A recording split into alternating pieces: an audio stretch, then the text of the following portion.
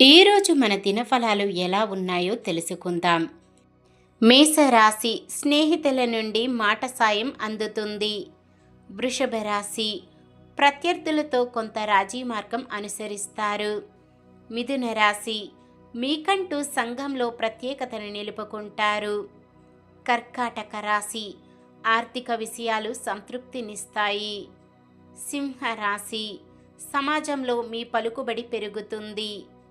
కన్యా రాశి ఇంతకాలం పడిన శ్రమకు ఫలితం పొందుతారు.